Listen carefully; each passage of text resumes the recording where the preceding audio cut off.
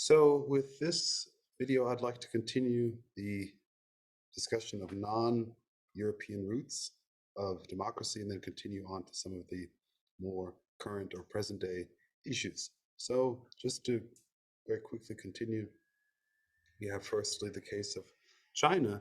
Last discussion was mostly Native American tribes and the confederations that were formed there, the nations that were formed there, and the types of linkages and the types of structures that arose, and also the influences that the native tribes had on the rise of the American form of republic that later arose. So, moving on to China, here we have a certain region that's highlighted here on the map on top, Shaoxing, which is an area that is, or rather a city, formerly province, now only an autonomous city that is quite close to Shanghai. And in fact, this region has historically sent more boys to take the imperial exams than any other. Um, and when scientists, in fact, traveled to the area to find out why they were sending so many more boys per capita than any other region, they discovered that the inhabitants, in fact, practiced a very interesting form of reciprocal, or one could say parochial altruism, meaning that residents of the city strongly invested in the education of boys to prepare them for the exams. Even childless families actually would sponsor tutors to neighborhood children to teach the four books, the foundation of the Chinese imperial exams. Uh, the Basically, this resulted in the form of a political community, and similarly, as we've seen in Athens with Cleisthenes, and in the case of the Cherokee and other examples. So, in fact, this appears to go beyond terms that we've discussed, such as inclusive fitness. And in fact, this benefit occurs on the basis of mutual cooperation and not on the basis of relatedness. So these families don't actually have to be related. So Cole, in fact, argues that while the basis of Confucian teaching did privilege loyalty to kin and kin at the expense of strangers, this loyalty often extended in China beyond even the extended family. Only at the lineage level, in fact, could a poor but bright child stand a chance of receiving sufficient investment in his education, an investment which his possible future entry into the administrative system would more than repay. Therefore, it was far preferable to be a poor member of a rich lineage than a poor member of a poor lineage. So these are the vertical lineages, the vertical linkages of lineage. To these also came the horizontal linkages of neighborhood. So Cole actually suggests that lineages even serve to dampen down class conflict within each locale by splitting local society vertically, not horizontally. And nevertheless, if and when a lineage did fail some of its members, they could look for protection to the horizontal ties of class. Cole concludes this situation that competition and cooperation were by no means contradictory, rather they were complementary, each appropriate to its context within a larger strategy of survival. Challenged by threatening competition at a given level, people responded by cooperating at the next lower level. Thus, when the context was competition at the level of the locale, they cooperated at the level of the lineage, Sun Tzu. And when by the end of the 19th century, the new context was competition at the international level, people were beginning to appreciate the necessity of cooperating for the first time at the level of the empire-wide polity, the nation. Like yin and yang, cooperation and competition defined themselves by reference to each other to survive against external competition. Social groups at a given level required cooperation among their constituent parts. We should also, or I should also mention at this point, that it's well known that Chinese statecraft, of course, relied for millennia on a complex system of examinations. I've already mentioned the four books and these imperial exams, as well as promotions and rotations. In fact, the system was introduced by the Han Dynasty in 165 before our time, as Teng argues. These exams were increasingly based on the learning of the four books, themselves crystallizations of Neo-Confucian teaching, which emphasized that progress in the political and social affairs depended on prior progress in the inner sphere of moral self-cultivation. Only good men, so Tang, uh, only those with the right moral inclination in the first place, it was supposed, could truly bring about political and social reform that would benefit the people. Gardner, in fact, argues during the course of the 13th century, the study of the classics became more philosophical and less explicitly results oriented. On the other hand, or at the same time, Western intellectuals were influenced by the Chinese imperial examination system. In fact, the German philosopher Leibniz suggested that China send missionaries to us to teach us the purpose and use of natural theology in the same way we send missionaries to them to instruct them in revealed theology. Thus, Leibniz was enamored by the strong use of rotation that prevented the imperial bureaucracy from becoming bogged down in opaque nepotism. In fact, such nepotism reduces citizens' willingness to contribute cooperatively to the public welfare.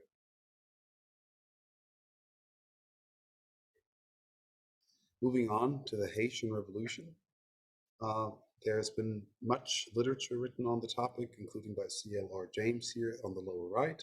There's actually a recent book by Sudhir Hazaren Singh, Black Spartacus, which also forms an inspiration for this discussion, as well as Susan Buck Morris's fantastic Haiti and Hegel, which I return to in a later discussion.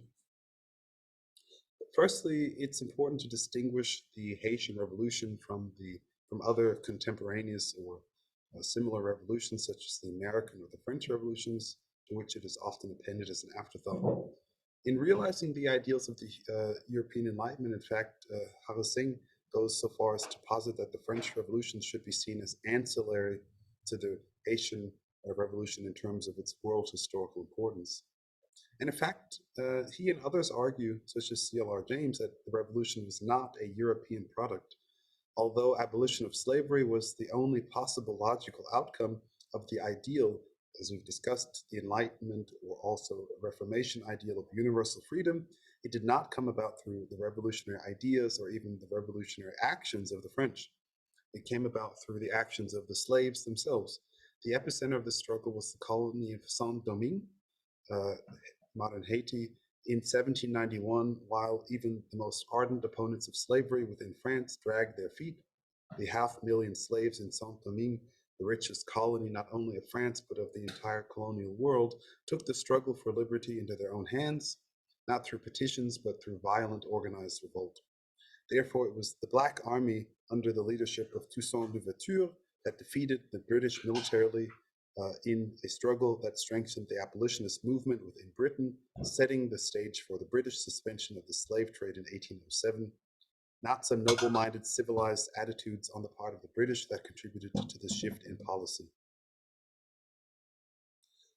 Secondly, returning to these notions of democracy and the ideals of the Enlightenment, in the end, Louverture wrote a constitution for the colony that was in advance of any such document in the world.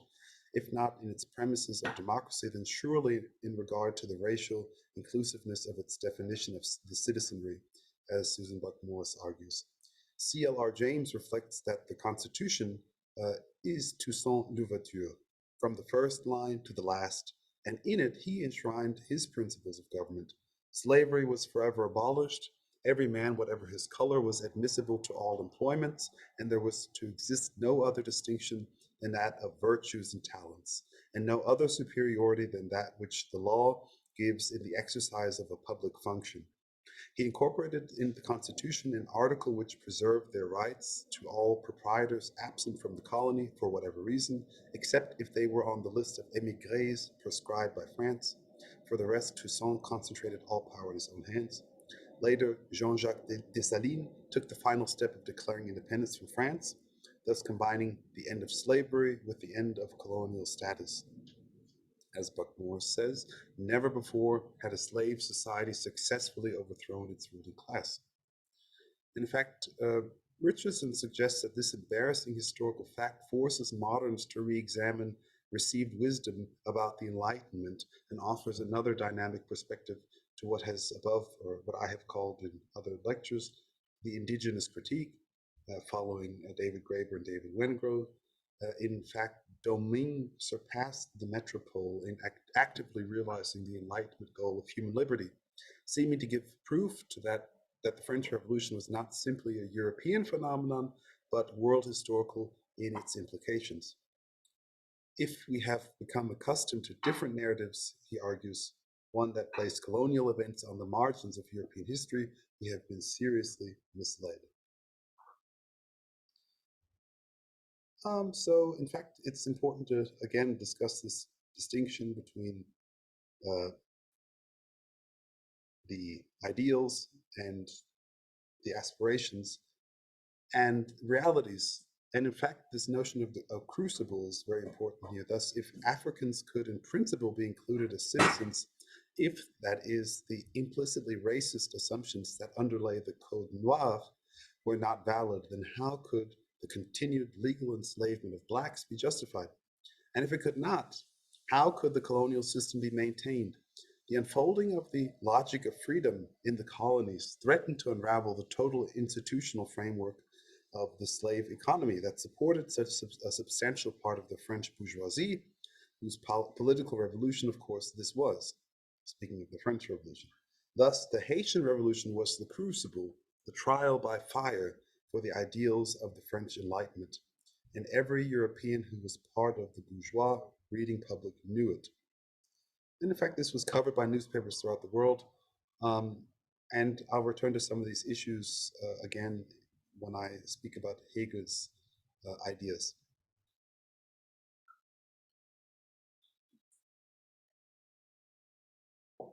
Moving on to the relationship between slavery and wage labor, it's important to first outline the distinctions and similarities between the um,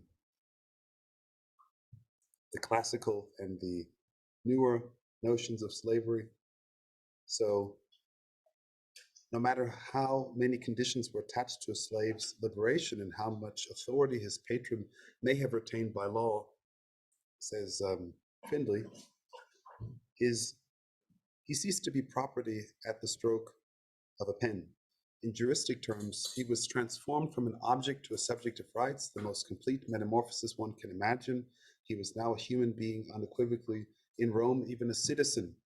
Potentially, he was also no longer kinless. That is to say, though his or her children, born prior to the act of manumission, might be and often were retained in slavery, a most significant qualification, any children born subsequently were free. That must be understood and registered in the fullest sense, argues Findlay. Freedmen in the New World carried an external sign of their slave origin in the skin color, even after many generations, with negative economic, social, political, and psychological consequences of the gravest magnitude. Ancient freedmen simply melted into the total population within one or at the most two generations.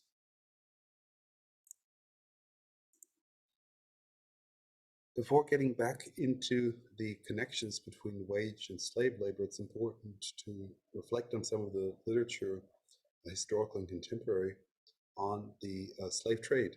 In fact, Conrad Meyer famously described a profit rate from slavery of between 7 and 8%.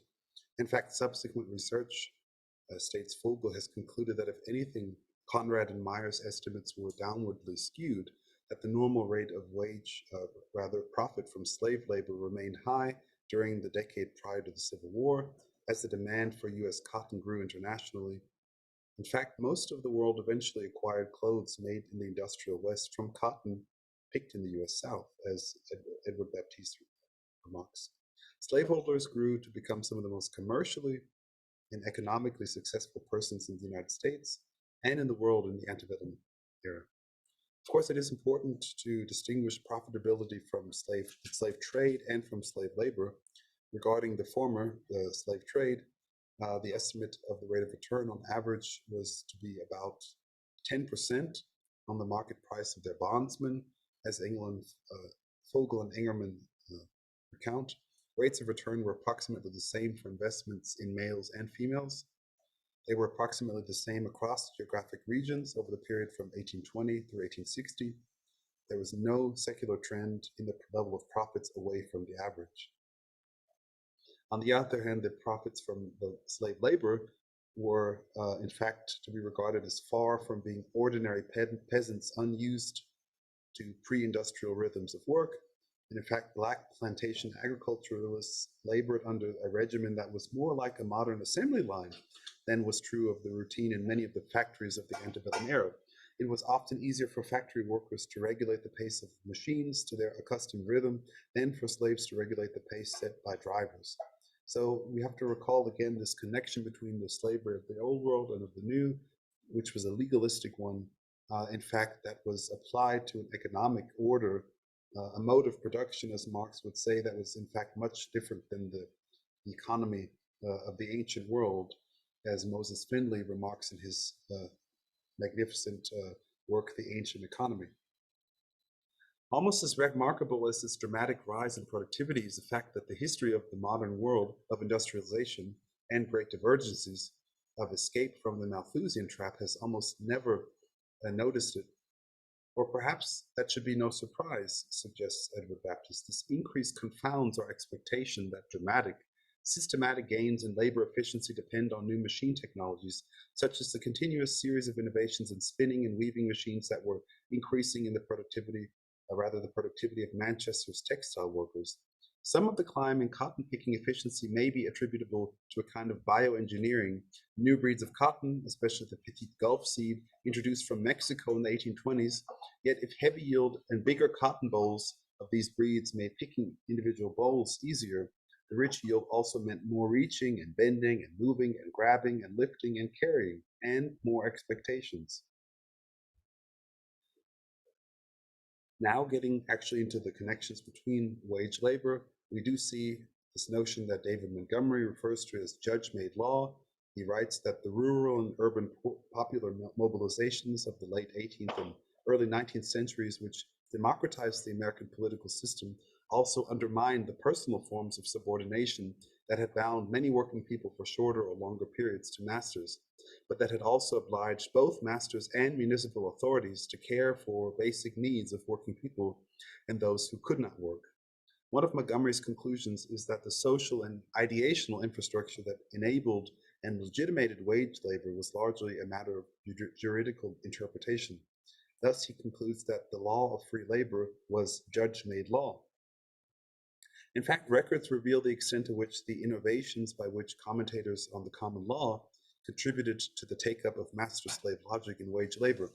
Thus, while criminal sanctions against workers who quit were levied mostly in agriculture and in the more backward sectors of mining and manufacturing, and not in such technologically advanced sectors as textile factories, which relied for discipline like their American counterparts on monetary sanctions, dismissals, and blacklists. As late as 1833, Pennsylvania trial dockets revealed 3 men, all with Irish names, charged with absconding from their masters in the months of July and August alone. These were wage laborers, not indentured servants. As to the connection between economic and political rights, Montgomery concludes that the most urgent question facing workers' movements in both North America and Europe as the new century dawned, therefore, was whether democracy could be rescued by extending its scope into the forbidden gardens of the market itself, citing American labor leader Henry Demarest Lloyd, who argued that the mission of the labor movement was to free mankind from the superstitions and sins of the market, and to abolish the poverty which is the fruit of those sins. To achieve that goal, he argued in a clarion call to the 1893 AFL Convention, was it necessary to extend the principles on which the polity was based to the direction of the economy as well. It is by the people who do the work that the hours of labor, the conditions of employment, the division of the produce is to be determined, Lloyd proclaimed. It is by them the captains of industry are to be chosen, and chosen to be servants, not masters. It is for the welfare of all that the coordinated labor of all must be directed. This is democracy, concluded Lloyd. A very important topic in this regard is the simultaneous existence of the master-slave logic and the logic of the market. The master and servant law in Britain, remarks Montgomery, and the United States shared the same roots in the labor legislation of Tudor England. The law imposed criminal sanctions against workers who left their employment without the master's permission. Those sanctions applied to wage earners as well as to slaves, indentured servants, and apprentices. Thus, in the 1823 update of the UK law renewed the law's provision that abandoning work could lead to criminal prosecution before a justice of the peace and a sentence of up to 3 months at hard labor, after which the workers still owed their masters all contracted labor time. In the British law, this applied to wage labor, and Daphne Simon has calculated that actually during the 1860s, an average of 10,000 men and women in England and Wales were prosecuted each year for leaving their jobs. Uh, these types of situations were the case in the United States, but also elsewhere, like Germany. The nature of wage labor, in fact, was influenced by the history and tradition of bound labor and was deeply colored by the latter. Thus, city magistrates continued to be deeply involved in enforcing the subordination of bondspeople, apprentices, and seamen to their particular masters, while the municipal almshouse provided the city's first factory operatives, and vagrancy prosecutions threatened poor people who were simply too free, those who had no master of any kind. The disciplinary role of municipal authorities cast a long shadow over working class life. It was to be reduced by popular struggles, only to rise again by mid-century in new forms. Another important aspect of this distinction is what's called the color line. Thus, Montgomery speaks of that by the second quarter of the 19th century, the paradigm for judicial consideration of labor was being recast to suit the new economic realities. It recognized workers who were free to quit and whom employers could dismiss at will, and it recognized slaves who were bound to servitude for life, as were their offspring. It was therefore the overthrow of slavery itself that produced the decisive final round of struggle against specific enforcement of labor contracts. Thus, at least in the United States, the shift from bound to free labor was also colored by the additional dichotomy of black-white, as the post-Reconstruction black codes demonstrate.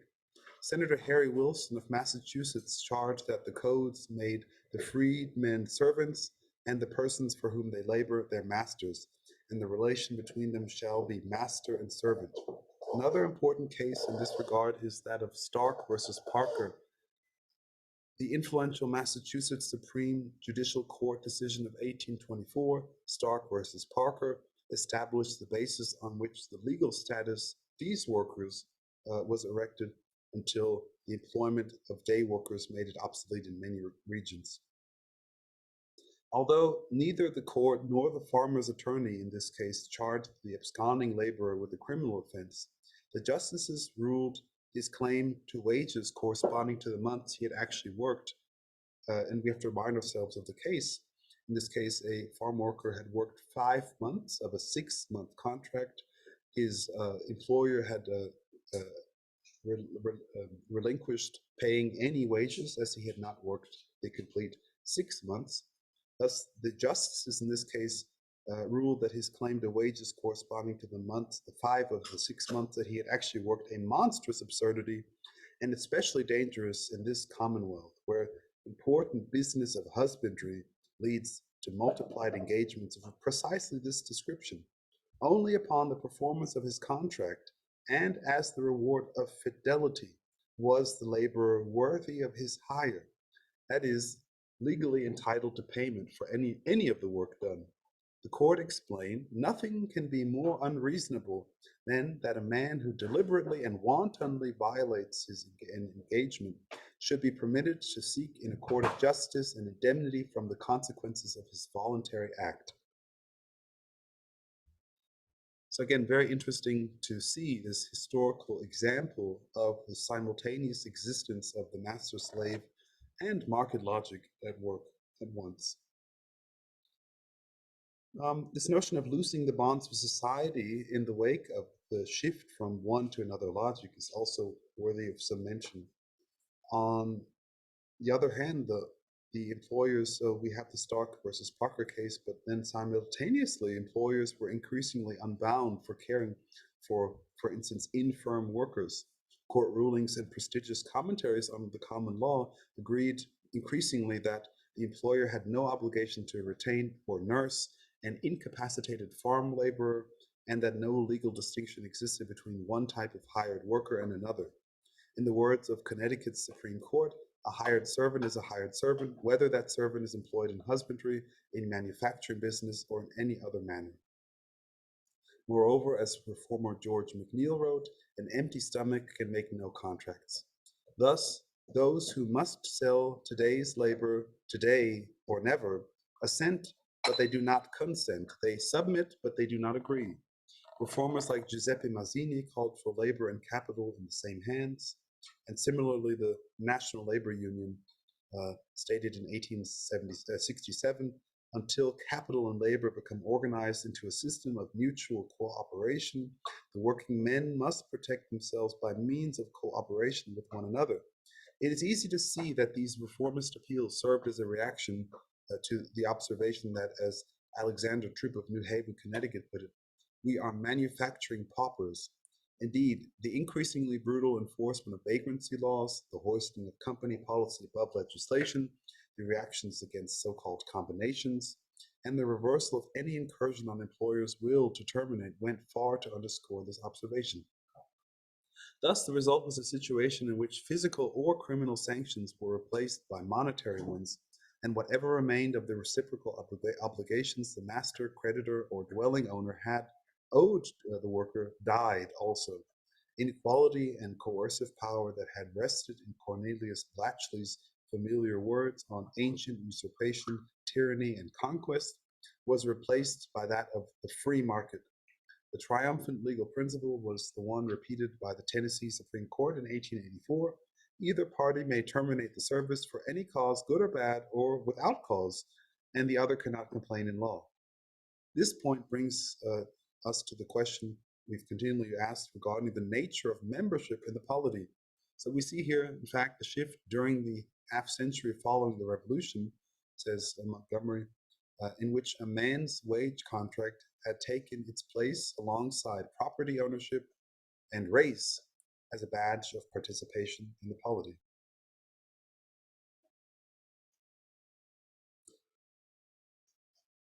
Moving on, the Paris Commune.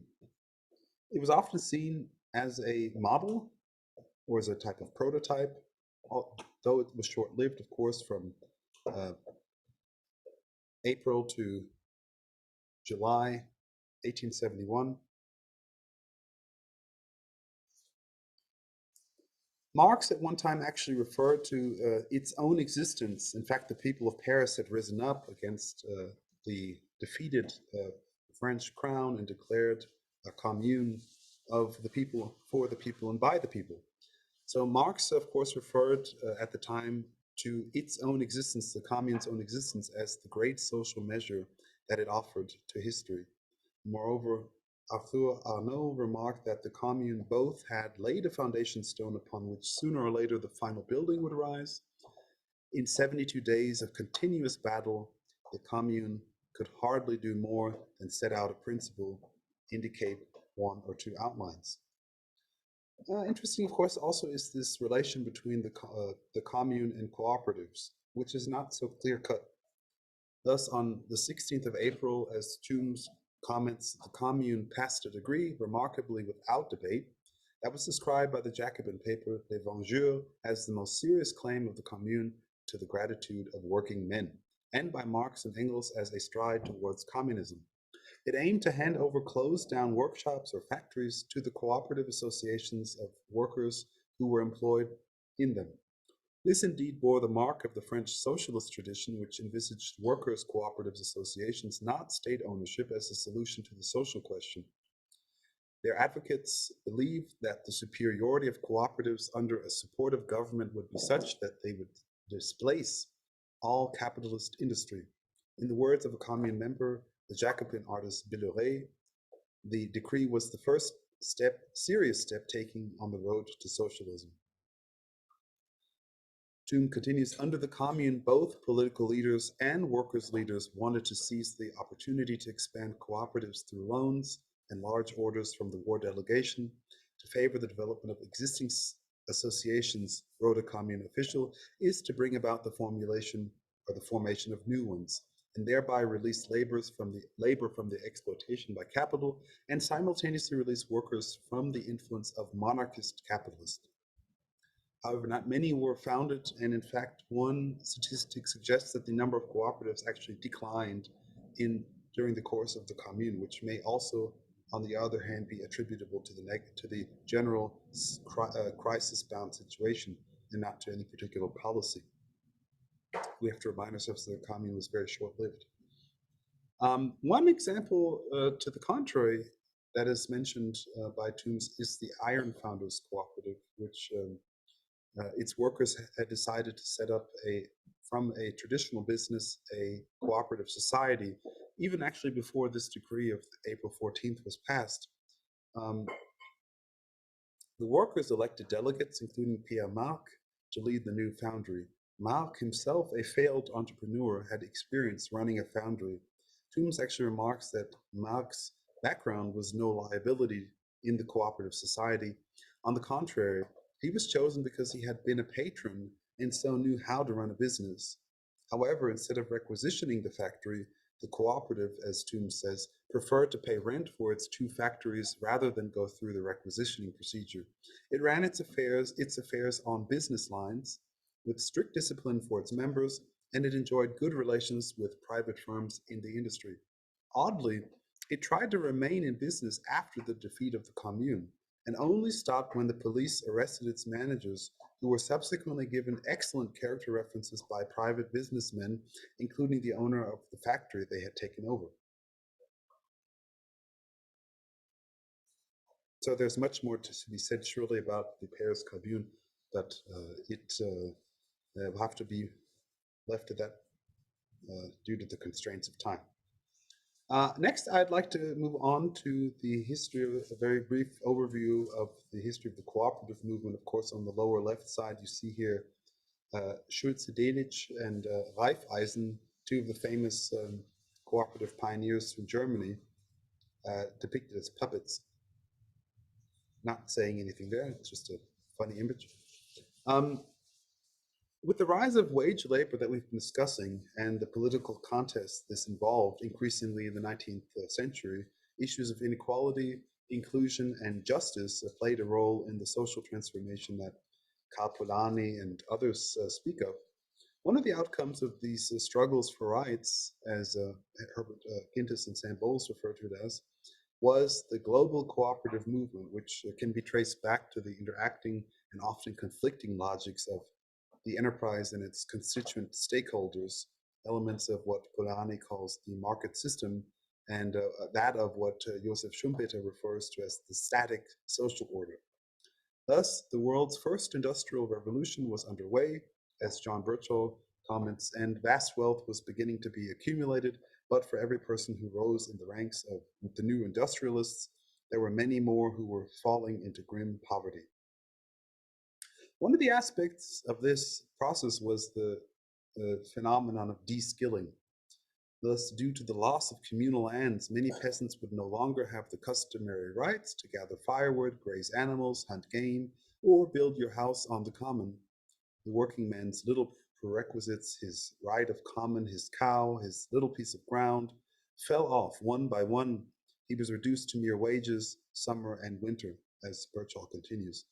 In this situation, cooperation is instrumentalized towards fulfilling an ambivalent agenda whose benefit in cheaper and more generally available goods, what Montesquieu referred to as du commerce, but at the same time whose costs include the degradation of many of those on whose cooperation the process depends on, is a fact of life. In fact, this degradation involves de-skilling, which came to an apex in Frederick Taylor's Science of Management. In this background, cooperatives arose in some sense to bound Prometheus, borrowing the terminology from Philip de Voet. The cooperative form, in fact, in this situation asks the rather provocative question whether the Prometheus of capital accumulation, the genius which was unleashed and had unleashed such uncertain and dangerous dynamics, can in fact be bound. While simultaneously still benefiting from the highest form of economy, what Marx called cooperation. Thus, one finds at this time increasing examples of new visions and views of society and attempts to inculcate a new symbiotic relationship between labor and capital, expressed by the rise of such things as friendly and mutual societies, and examples like the Davenport Union Mill, a wholesale bread supply company established by Plymouth dock workers in 1817, which bought its own mill and bakery in response to a boycott by local bakers, as Patmore and Balnave comment. Kings Brighton and Robert Owen's New Freedom Colony in Ohio, and Giuseppe Mazzini's call for lavoro e capitale negli stessi mani, labor and capital in the same hands, that can also be seen as examples of this move towards new visions. It should be noted that such attempts were often thwarted, showing the fact that entrenched interests, even rising entrenched interests, are often resistant to changes that impact their material interests, even when these interests require the disregard or in fact trampling of the rights and interests of others.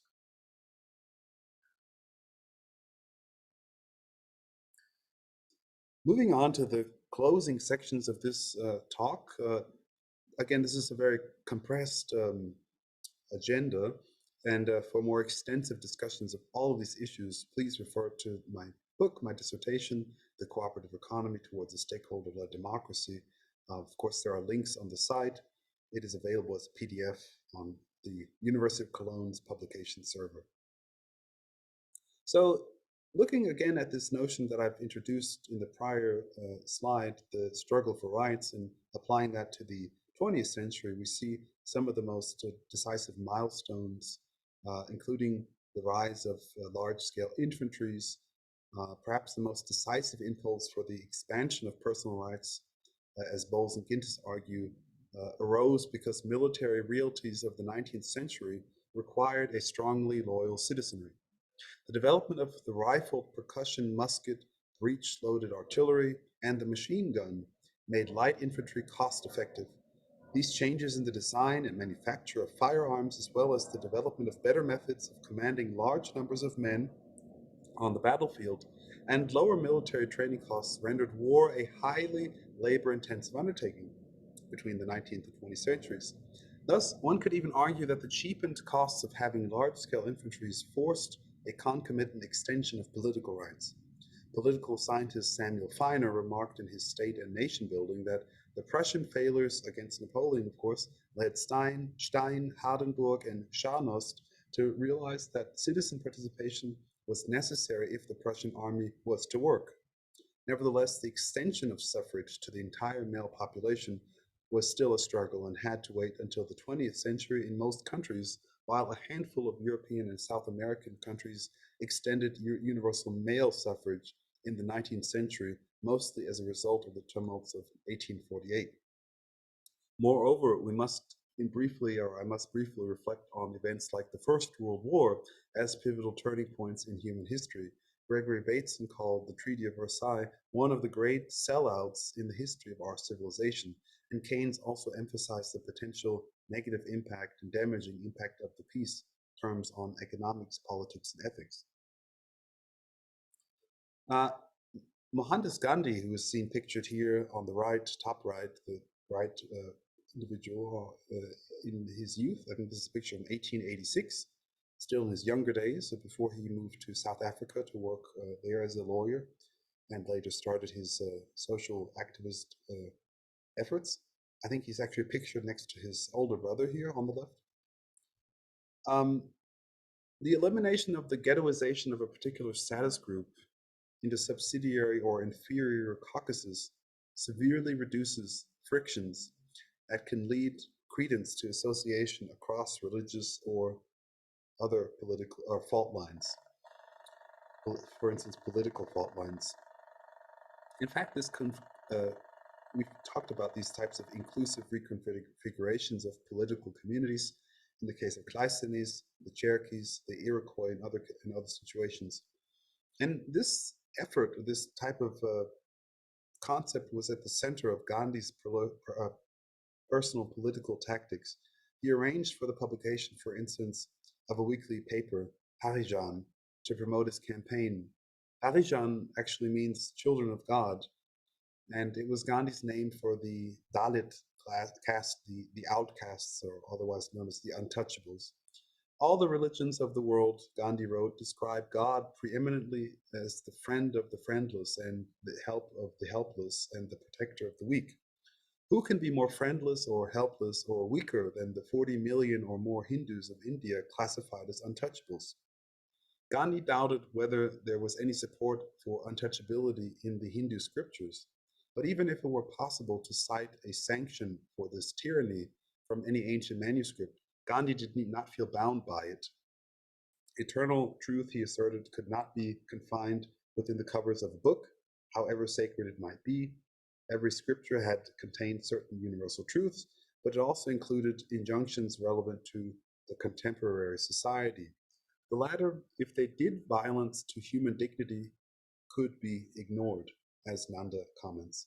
Moreover, as Gandhi suggested, if India is one and divisible, surely there should be no artificial divisions creating innumerable little groups which would neither interdine nor intermarry. Moving on to the Second Bill of Rights, which actually, again, can be seen in light of the struggle for rights. One of the consequences of this struggle in the course of the 20th century was a contested terrain over what basic rights even are. Now, Bowles and Gintis actually state that our clash of rights perspective stresses that the conflict among parties to the new industrial and commercial order uh, thus breaks sharply with the standard account of the growth of rights as a contest between the new commitment to democracy and the old faith in robe, sword, and crown. Thus, for these authors, there is no question that once liberal democracy was forced upon a resistant liberalism and a reluctant capitalism, it was touted by exponents of both as their bountiful contribution to social emancipation. So we can also interpret Franklin Delano Roosevelt, FDR's January 11th, 1944 speech, in which he introduced the idea of a second Bill of Rights in such a light. Among other things, he stated that we cannot be content, no matter how high that general standard of living may be, if some fraction of our people, whether it be 1/3 or 1/5 or 1/10, is ill-fed, ill-clothed, ill-housed, and insecure. Moreover, he pointed to the limits of the original Bill of Rights with respect to the nature of a modern and prosperous society. As our nation has grown in size and stature, however, as our industrial economy has expanded, these political rights proved inadequate to assure us equality in the pursuit of happiness. We have come to a clear realization of the fact that true individual freedom cannot exist without economic security and independence.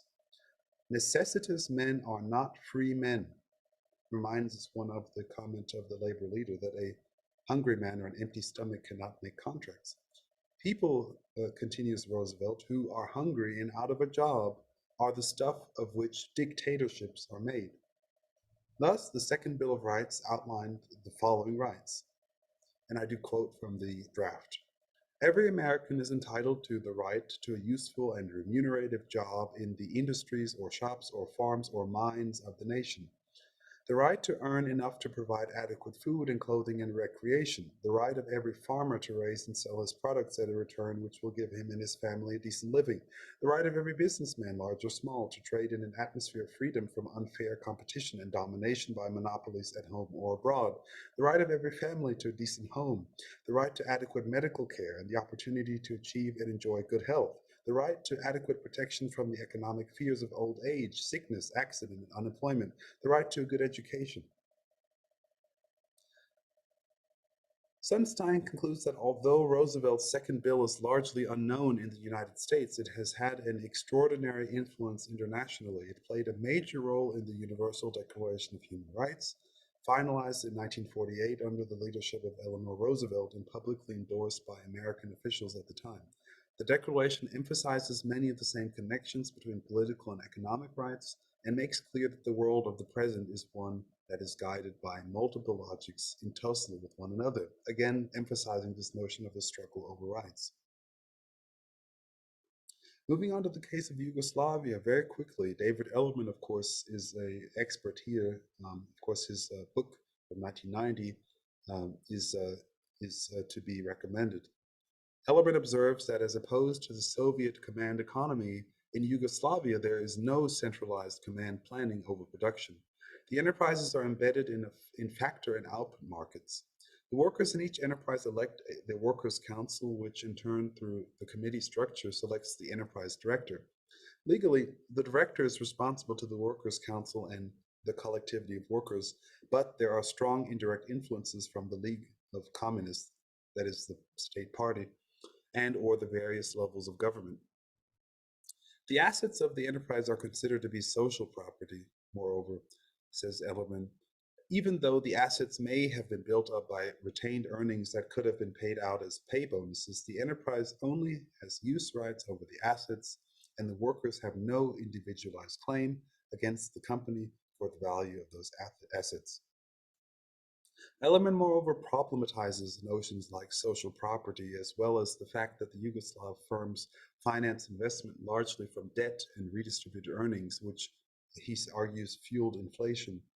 A related problem is captured by Nove, who writes of two problems the Yugoslav firms faced. Firstly, the interest of the firms is not expanding the labor force at a time of serious unemployment, because to do so would reduce their incomes.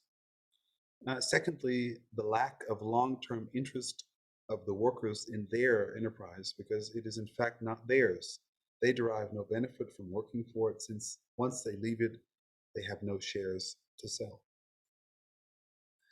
Again, a very, very brief overview of some of these struggles for rights in the 20th century, moving on to the watershed moment of the 1968 struggles, rebellions, revolutions, and the ensuing debates that were produced. One of the most important legacies of that movement, of course, was the shift in many domains of the view of democratic participation, both in terms of feminism, the post-colonial, gay pride, anti-apartheid, etc. movements placed an integral value on the rights of the individual and also the rights of certain marginalized or hitherto marginalized collectives. Traditional power relations were questioned in their legitimacy, and new forms of direct community control were envisioned and realized. Events like the Prague Spring cast new light on democratic struggles, and numerous protests in the West demonstrated that merely increasing standards of living was not a solution to society's ails, as Herbert Marcuse, of course, famously described. And we will return to these questions again in the investigation of the notion of multi-stakeholdership that comes in a later lecture. In fact, in a later module, it will be in the next module. Moving on to the spirit of Porto Alegre. After the end of the dictatorship in Brazil in 1985, the political project of participation had to begin anew, since much of the skills or facilities had been destroyed over generations. And many experimental ideas during this time were in fact adopted. One of these was participatory budgeting. Nearly 3,000 municipal governments worldwide have experimented with participatory budgeting today, which allows citizen input into the allocation of budgetary resources of the municipality. In recent memory, the phenomenon was first recorded in 1990 in the southern Brazilian city of Porto Alegre under the tutelage of Raul Ponte, a Workers' Party mayor.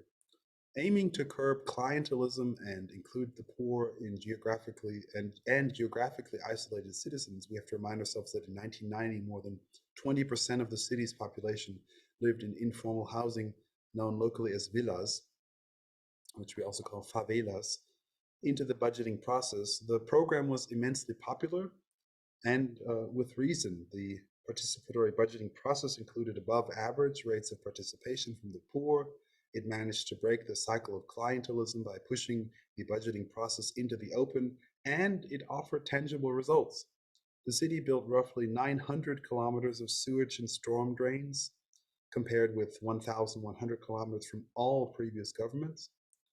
The rate of sewage connections nearly doubled between 1989 and 2003, and the city paved 300 kilometers of roads in the same period.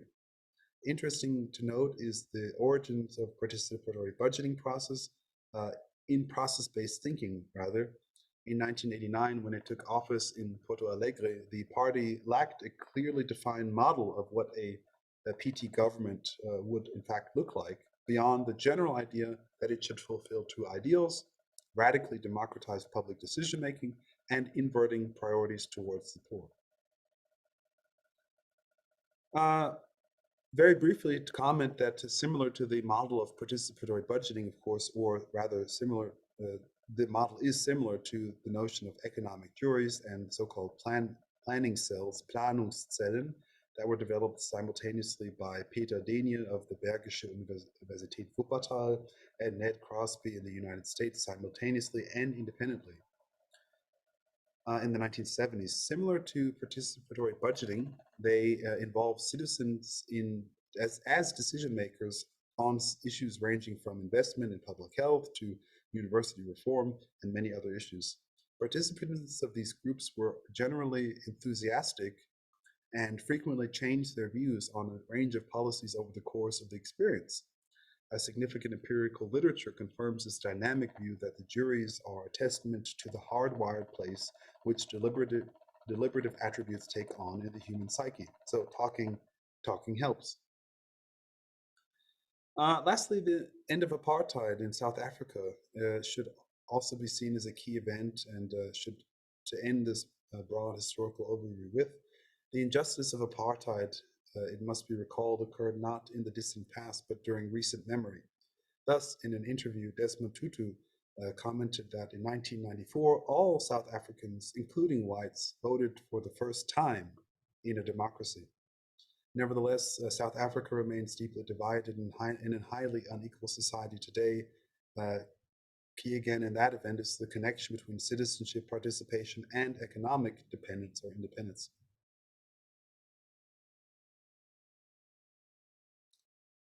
To conclude, um, two concepts here. Firstly, the notion of the trilemma, which Danny Roderick has developed in his writing. To begin with, Berlin Means famously speak of what has been called managerial capitalism, a situation wherein the dissolution of ownership of firm shares among a multitude of investors dilutes the power of ownership and creates an environment where managers are able to leverage their positions to increase their power and control of a small group over governance. In that regard, their work is pioneering. At the same time, it has been argued that the world has shifted again considerably, with pension funds, sovereign wealth funds, and other institutional investors now having large shares in multinational firms, thus reversing this historical process of dissolution and again shifting power away from managers to institutional investors. The problem with this situation is that similarly to the problems associated with managerial capitalism, such dominance of investment by a small group of entities entails a lack of accountability, equity in things like social justice, and inclusion of diverse stakeholders in governance. Thus, current investment policies do not directly challenge the supremacy of shareholder value or instrumental rationality, what Philip de Wood has called the one thought. This at best leads to ambivalent outcomes with respect to inequality and at worst facilitates its further growth. These results speak somewhat to, again, what I've referred to earlier, what Danny Roderick has called a political trilemma, where the choice is between any of the two in the triad hyperglobalization, democracy, and national sovereignty, as you see in the image on the bottom right. According to Roderick, one cannot have all three logics operating simultaneously. Now, this assessment reminds one of Gregory Bateson's concept of a double bind, the inability to resolve a choice at the current level of analysis requiring a shift in focus up or down a level. Bateson urged system-level thinking as a solution. Get more of this in the third module.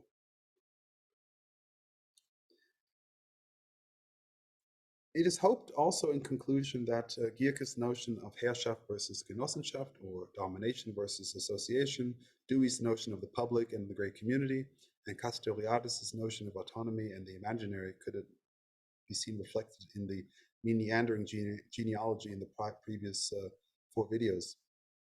One last stopping point is the notion of the imaginary counterfactuals and the need for a moral economy, building a bridge to the next set of lectures. Judea Pearl is one of the top artificial intelligence experts in the world. He's won the Turing Prize, for instance, the most prestigious prize in computer science. He too sees a distinguishing feature of humanity to lie in the imagination. In fact, in his most recent book, he remarks that in his book, Sapiens, the historian Yuval Harari posits that our ancestors' capacity to imagine non existent things was the key to everything, for it allowed them to communicate better. Before this change, they could only trust people from their immediate family or tribe.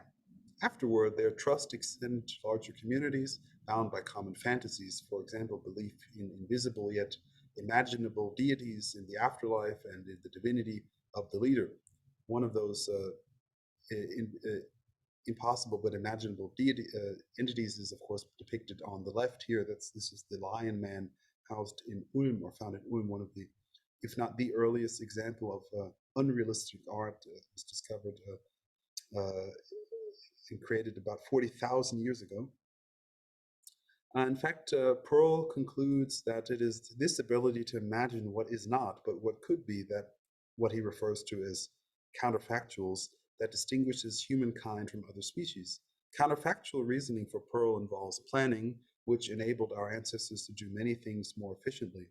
In this vein, Cockshott and authors argue that an office block, a stadium, or a station has, it is true, some sort of prior existence, but as a plan on paper rather than in the mind of the builders. If by collective labor civilized humans can put up on paper structures more complex than bees, it is because they can read, write, and draw. A plan, whether on paper or as in earlier epochs scribed on stone, coordinates the individual efforts of many humans into a collective effort.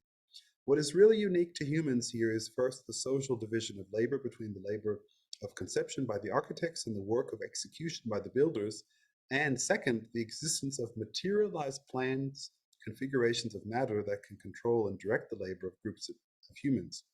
Thus, while insect societies may have a division of labor between castes, for example, between worker and soldier termites, they do not have a comparable division between conception and execution, between issuers and followers of orders, nor do insects have technologies of record and writing.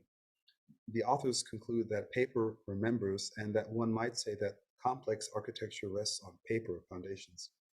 In the following lectures, I begin to argue for a notion of moral economy as a suitable framework for embedding the prior discussion in an economic frame.